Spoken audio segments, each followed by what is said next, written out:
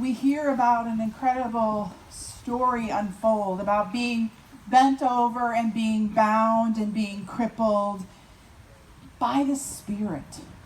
We often miss that in this gospel story because people forget and don't hear that. They move over it and they hold on to the words bent over, bound, and crippled. And instantly our gut is to think that those are physical ailments. That yes, there are folks that are bent over, that are bound, that are crippled because of physical components in their life.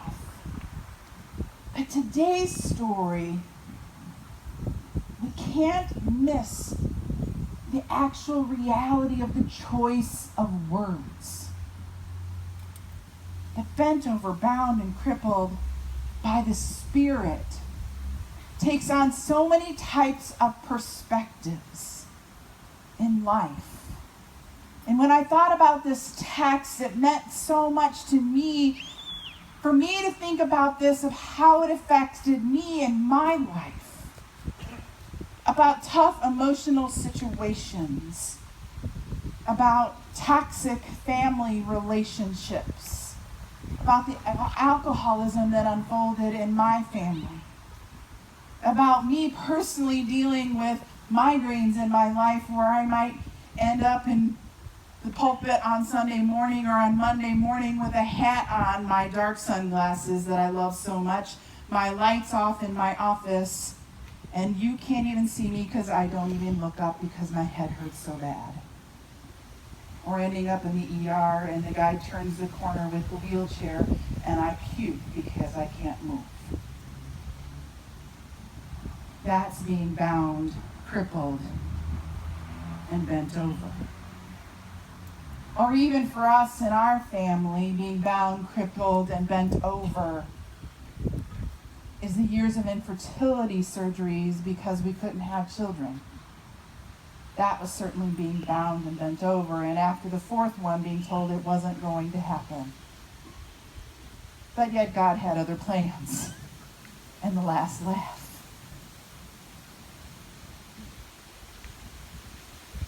So we think about this challenging text today, and it opens us up to think about, and I love what Father Rick Morley, an Episcopal priest in New Jersey, says about this. He says he has a whole new appreciation for the woman who was bent over in this biblical text, because he said, what could she do? And what couldn't she do? And what things caused her great difficulty that most of her friends or the people she knew didn't even think twice about her. Folks, there are people around us that are crippled and bent over and bound by their spiritual and emotional things that are happening in their lives. And there are so many things that they can't do and that they couldn't do because they are so crippled. And the reality of this text today, as Father Rick says, he is a big believer that the healing stories of Jesus are true stories and that they contain deep truth. And he believes, and so do I, that they actually happened. The real sick, blind, paralyzed, and bent over people, they were also paralyzed people in the society that this text was really pointing to: the spiritually blind, the spiritually sick, and the spiritually bent over folks of the day. And that maybe it points to us today to think about, what does it mean too that in our lives, when we are physically, emotionally, and spiritually blind, sick, and doubled over, how do we think about those things in our lives? And when they're happening in the lives of others. Jesus laid it out in this text for us to hear this day, that we don't have to read much further to see that the religious leaders who were chastising Jesus for healing this woman with the act of God on the Sabbath, even though she was totally bent over, that the religious system of the day was totally broken. It couldn't move, it couldn't see up because it was totally always looking into the ground and looking into itself. That it wouldn't even rejoice with the people that were around them. That it was so broken. It couldn't connect with God and its neighbor. And Jesus is challenging them. Jesus was there to set the woman free no matter what. And along with challenging the religious leaders and the people to open their eyes and their hearts and the ways to being set free, that he was challenging them to share God's love in a whole new way. So it makes me think about, what does it mean for us to share God's love in a whole new way? And what's interesting is that we also miss in the text, and I can't help but notice, that the woman never ever asks for healing today. And I wonder if I have ever experienced healing that I never asked for as well. I wonder if there are parts and pieces in my life and experiences which beg for healing, but in my own deep reality, or maybe even my despair, or my challenges of the worst days that I've had, that I just simply stopped asking. That I just kept on dealing with it. Because it was what it was.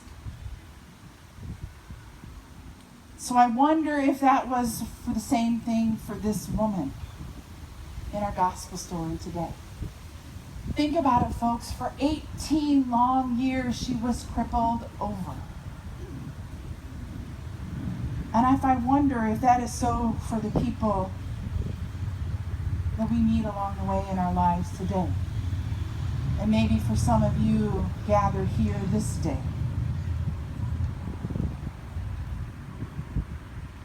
Maybe we've just stopped asking.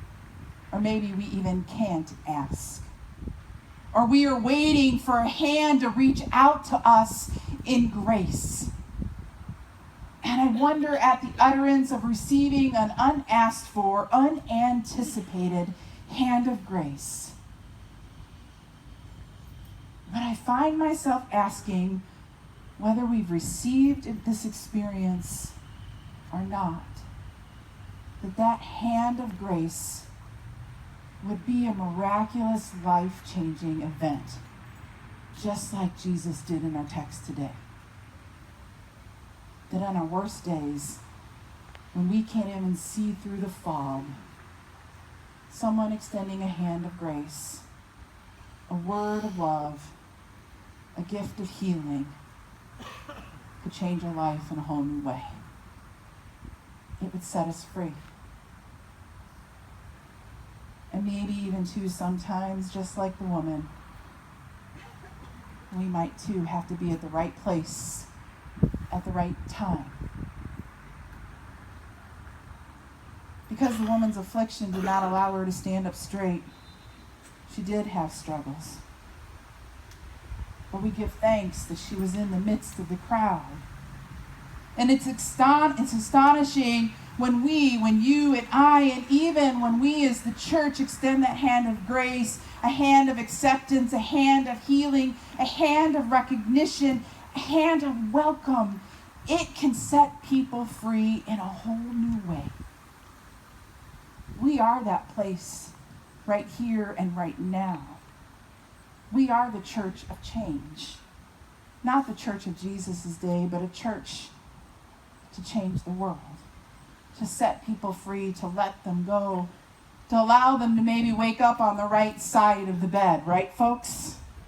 To provide those opportunities, to let them invite Jesus to be part of their journey as well.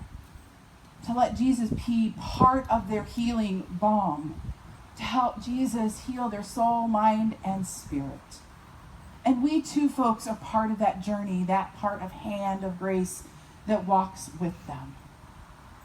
Now, all of us have different journeys in our lives. All of us have different viewpoints in our lives. And all of us have different situations that we can bring to the conversation.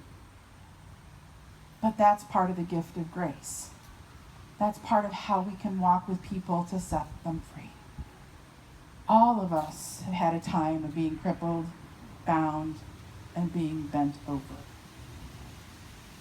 How have we been part of that hand of grace reaching out? And I invite each and every one of you, as you go out this day and each and every day, when you see people that you may experience along the road, whether it's at work, whether it's at home, whether it's in your community, whether it's as you young people go to school and experience people that might be bent over, be bound, be crippled, having a crappy day, or maybe even not knowing what's happening next, or can't even get their book bag off the ground. How do we extend a hand of grace? Extend a hand of forgiveness. Extend a hand of love. Our world is hard enough, folks, because sometimes people can't even get outside of themselves because it's hard enough. And maybe we need to just extend a hand to welcome them along the way. Amen.